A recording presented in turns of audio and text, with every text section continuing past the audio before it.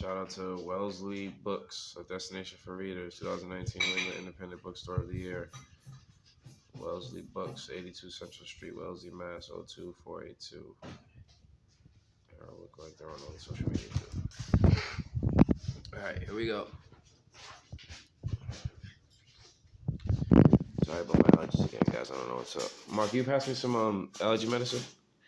Persephone Wilder really did try to be generous toward everyone. It was her duty, after all, as a representative of the State Department. But Mila Shelongo, now there was a piece of work. It wasn't Persephone's fault that the PTA had voted her in as president over Mila. Everyone had seen the level of nepotism and, frankly, corruption that had gone on last year's International Day fundraiser during Mila's term as head of the organization. It was supposed to be the PTA's biggest event for Lord's sake, and in Mila's hands, the whole thing was just a messy, drunken, hot party that probably lost as much money as it made.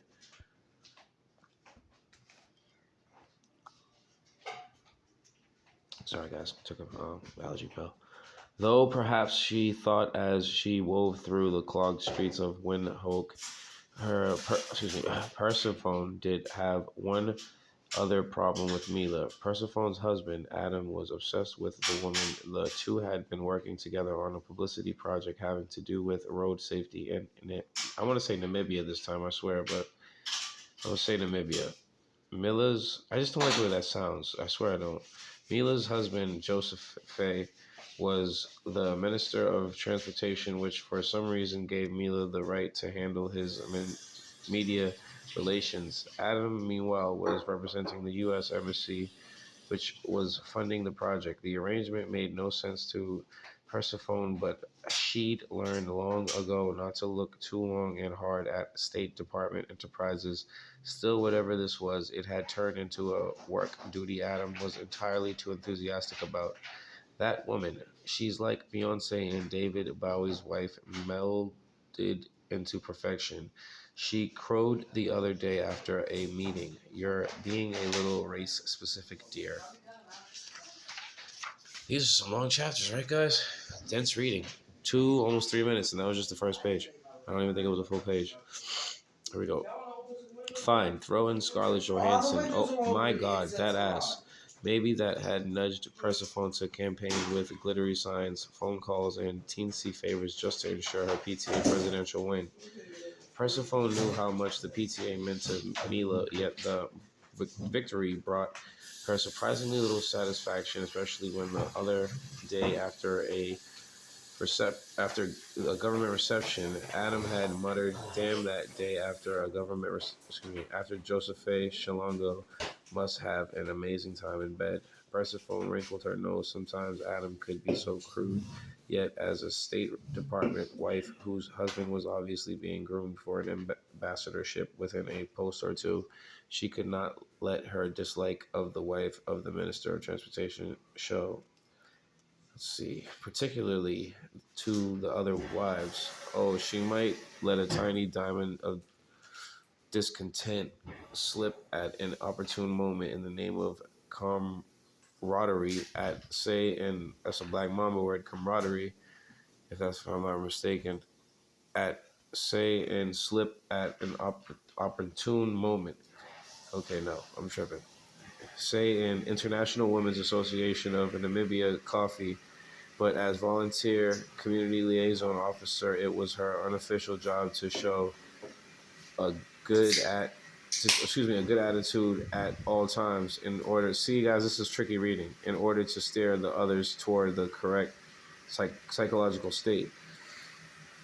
After all, it took grit to be a State Department spouse, patience, the ability to pretend you were not living in a house that looks like a jail, the ability to find a way to throw a brilliant pool party during a drought, the ability to suffer through afternoons of craft making and near dance, the ability not to hate your husband or wife for roping you into this life. Persephone's Namibia, I want to say Namibia so bad, was different than Amanda's in that it was something to be conquered rather than feared. She had 3 years to visit the highlights of the mammoth tract of red dirt and diamond mines, 3 years to ferry her children to all the best campgrounds and oasis resorts and game parks to experience Namibia's best, to photograph her children at progressively remote settings. Hashtag world as a classroom. Hashtag stated apartment life. Hashtag living the dream. Here we go. Yeah, it definitely says stated part. I swear. Stated. Yeah, I don't know. So, yeah, you can see that. That one was funny. Maybe I'm seeing department, State Department. Oh, oh my God, what the hell is? Excuse me, State Department. I'm looking at this thing. I had to look through the phone. Sorry, guys. I knew I was off. I said that is not a thing. What am I looking at? Sorry, guys. My eyes are a little tired. Look at even all those pages and all that stuff right there. Look at all these words. They say your eyes do get tired after 20 minutes. Here we go. Persephone was impossible. We're at 6 minutes now. Persephone was impossible to discourage, but she had to admit sub-Saharan Africa was challenging. So far, they had camped in Etosha, where one of the twins got bitten while trying to feed a zebra. Swakopmund, where Adam had almost drowned trying to impress their former babysitter, in 4 different lodges in the Namib Desert, all of which served only game, a dish that to Americans was basically a food poisoning Russian roulette. Because she was squinting into a white shield of high noon sun that rendered her Ray-Bans useless, Persephone's SUV stopped just short of a red light at the intersection of Hosea and Mandoum Avenues.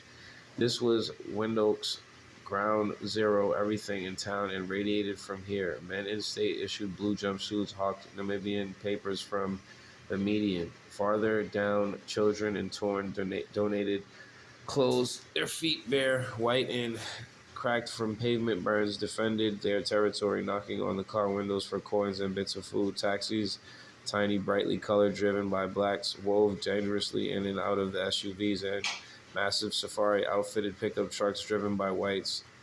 All the while, the sun beat down, slamming against the roof, pressing incessantly against the car windows.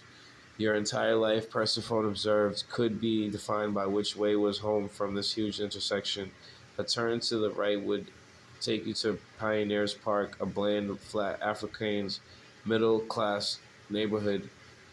See, guys, you're going to have to help me with this one on my good readers because I don't know what that is. It's 2 A's. It's African and it has a K in it too. I want to say Canes, but I'm assuming it's Afrikaans or something like that, you know, instead of Africans. No, I really don't know. It's a cool looking word, though, so that's why I'm just kind of having fun with it. It's new to me. I think I've seen it before, but it's so cool how it's like kind of new. You would expect a lot of words that you see online because people really supposedly really love Africa a lot, and it just generally like USB universally. Let's see. Years ago, this was the old location, a tract of land the German government set aside for the blacks to live in. The old location wasn't elegant, but it was comfortable, centered around a pretty stone church and dotted with small kitchen gardens. After the South African government took over, it was decided that this land, which was comparatively fertile and convenient to town, should be given to the whites. One by one, the black families were forcibly removed, culminating finally in the 1968 uprising, which resulted in 11 bad news. The houses, their gardens, and the school were razed to make way for ranch houses and bungalows and garbage for backies that still remain there today. People of color still came to Pioneers Park, of course, but only to bring in deliveries and to slip in and out of service doors. To get to their homes now, they had to turn left instead of right at the Hosea Mandoum intersection and travel the 3 miles to Katutura. The new location, switching arms again, guys. This is a dense book. New location, where the soil was even crueler. Where this is gonna take me a while. It should be cool because it's a lot of pages too, and it's big pages with small writing. Here we go. Where the shops were protected by metal bars on the doors and dogs chained outside, where riverbeds dried up for 11 months of the year, then flooded during the rainy season, carrying away the most vulnerable shacks and drowning children. Katutura, in one of Namibia's many tribal languages, translates literally as the place where we don't want to live. Persephone was proud to say she had even been there once on an embassy cultural field trip. There was a tour there was a tour guide hired by the State Department who shielded Persephone and the other wives from speaking to anyone and herded them on and off the air-conditioned bus. From the bus, the women peered at houses which ranged from stone bungalows to corrugated tin shacks. The orange clay streets snaked up and down a rugged hill. The market smelled of cow blood and sour milk. The light turned green. Finally, Persephone pressed her foot on the gas, for she was going neither to Pioneers Park nor to Katutura. She, along with the wealthiest Namibians of any color and the other expatriates with money, was headed to the green hills that rose in a confronting motherly fashion above dustbin of a city. Her air-conditioned car would now glide up Nelson Mandela Avenue, where she would soon turn off onto a lovely street and retreat to her large, cool house, which, like all the others in the neighborhood, had a veranda, a garden, a pool, and a huge electric security gate to keep out Afrikaners and black alike.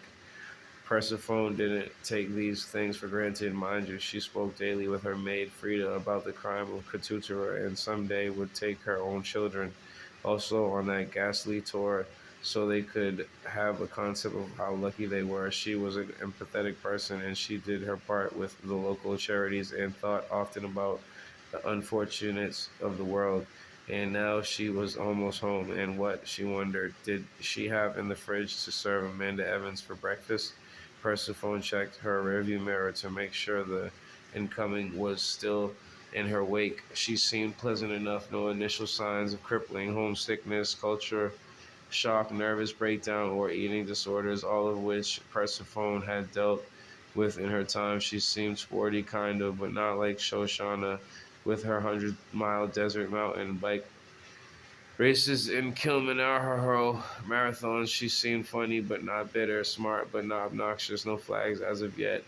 Like, say, Kayla's constant exclamations about the glorious affordability of the help, or Carol Lee's gluttonous application of sand sanitizer before and after every trip outside of her own gate. Shoshana was bearable sometimes.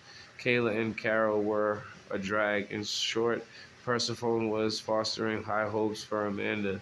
She was in the relative safety and calm of the affluent Ero, Ero, or Eros neighborhood now. One last rearing of the motor to get her up the almost vertical hill, and they were in front of the gate. Persephone leaned out to punch in the code and waved at Amanda, who waved back. The gate slid open with a thundering groan, and the car slipped side by side into the huge circular driveway. Amanda stepped out, pausing momentarily to take a good look at the house. Persephone smiled boldly, crinkling her eyes at the corners to hide the fact that she was actually checking Amanda out. Silver Birks, black Athleta, travel skirt, gauzy tank, crafty-looking infinity scarf. The outfit for a beginner was a solid B. Quite a place, Amanda said. Persephone tilted her head, testing the air for snideness. She'd given up being self-conscious about assigned residence long ago. It wasn't her fault that the allotted housing for State Department employees in Namibia allowed for 1,000 feet per family member, a pool, a recreation area, and a garden. The State Department family living in a mansion, while assigned to Africa, was normal. Slightly less normal was the herd of life-sized bronze rhinos scattered throughout the garden, a Chardonnay-fueled questionable purchase made during the auction portion of the Marine Ball. Amanda was inspecting one now. All right, I'm gonna stop here. That was a good amount of pages. I'm at almost 15 minutes. Because they say 20 minutes you're tired. I already did about 20 minutes easy. I don't know. I gotta chip away at it. I'm a person still hot. So this is cool.